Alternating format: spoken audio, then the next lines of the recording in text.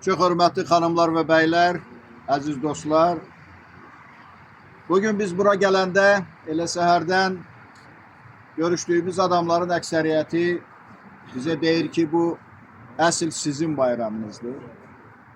Amma bu bayram Azərbaycanda olan ayrı-ayrı şəxslərin, ayrı-ayrı qrupların, ayrı-ayrı siyasət uğrunda mübarizə aparan adamların bayramı değil. Bu bayram bütün Azərbaycan xalqının bayramıdır.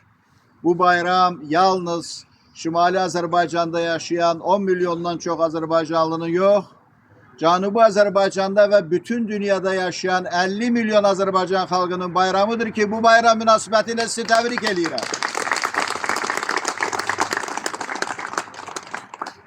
Hörmətli xanımlar və bəylər, son həftələr ərzində Azərbaycanda çox ciddi siyasi təbəddülatlar baş verir.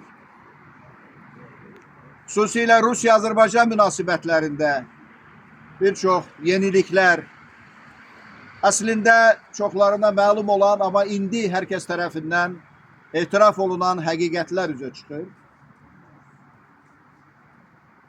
Əslində 18 oktyabr Azərbaycan xalqının Rusiya imperiyasına, Sovet imperiyasına qarşı apardığı, uzun illər apardığı mübarizənin nəticəsidir. Yəni bu baxımdan bugünkü bayram heç də təsadüfi deyil ki, Putin tərəfindən keçmiş Sovet Respublikalarının azadlığa qovuşması 20-ci əsrin ən böyük fəlakəti kimi dəyərləndirilir.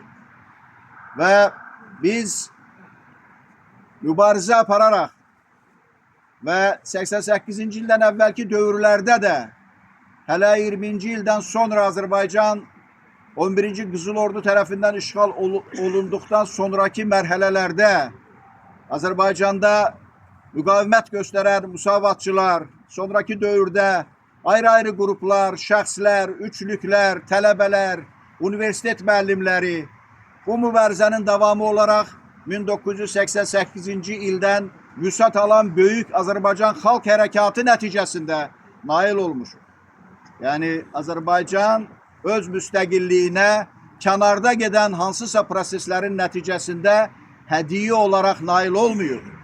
Azərbaycan xalqının mübarizəsi, Baltikyanı Respublikaların xalqlarının mübarizəsi, Ukrayna xalqının, Gürcüstan xalqının mübarizəsi, nəinki bu ölkələrin azadlığı ilə, eyni zamanda bu mübarizədə o qədər də fəal olmayan xalqların da azad olması ilə nəticələnib ki, bu baxımdan Azərbaycan Milli Azadlıq Hərəkatının qiyməti daha da artır və daha da diqqətə layiqdir.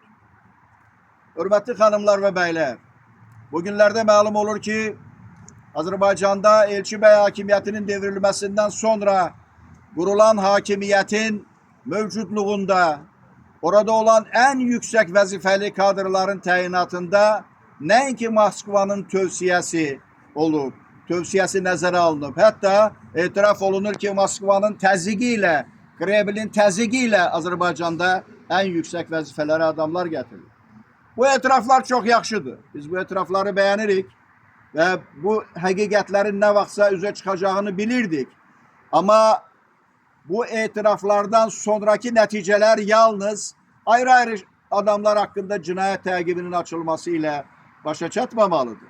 Bütövlükdə bu adamların da vasitəsilə Rusiyanın, Rusiya imperiyasının Azərbaycanı öz köləsi hesab eləməkdə davam eləyən Rusiyanın indiki ictimai düşüncəsinin, Rusiyada indi mövcud olan hərbi siyasi rejimin Azərbaycanda qurduğu sistem tamamilə dağılmalıdır.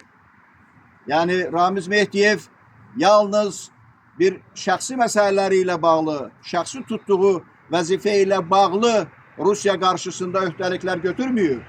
O eyni zamanda Azərbaycanda qurulan indiki totalitar rejimin formalaşmasında Rusiyanın tövsiyələrini yerinə yetirib. Təsadüfi deyil ki, Azərbaycanda keçirilən referendumlar, konstitusiya islahatları, qanun dəyişiklikləri bir qayda olaraq Rusiya avtoritar rejiminə xas olan, Rusiya dövlətinə, Rusiya cəmiyyətinə xas olan qanunların faktiki olarak hatta bazı hallarda tam mekaniki Azerbaycan diline tercüme olunması vasıtasıyla Azerbaycan'da tatbik olunur. Rusya'nın siyasetini açık şekilde daim ifade eden Jirinovski çıkışlarından birinde dedi ki biz hiç vakit imkan vermerik ki Azerbaycan'da demokratik kuvvetler Azerbaycan parlamentinde temsil olunsun. Yani bu aslında Rusya tarafından Azerbaycanlı siyasetçilerin, Azerbaycan demokratik kuvvetlerinin nümayendelerinin, Musavat Partiyasının ve diğer muhalefet partiyalarının parlamentte temsil olunmasına imkan vermemekle bağlı Rusya'nın gösterişinin Jirinovski'nin diliyle itirafı demeydi. Ona göre Azerbaycan hakimiyeti yalnız Ramiz Mehdiyev ve onun etrafında olan ayrı ayrı adamları cezalandırmak, tecrid etmekle kifayetlenmeli değil. Azerbaycan'da ciddi bir açılım olmalıdır. Azerbaycan'da bu dövrde kabul olunmuş otoriter kanunlar değiştirilmelidir. Azerbaycan'da nihayet Azerbaycan parlamenti halkın iradesiyle seçilmelidir. Seçkili demokratiya, seçki sistemi berpa olunmalıdır.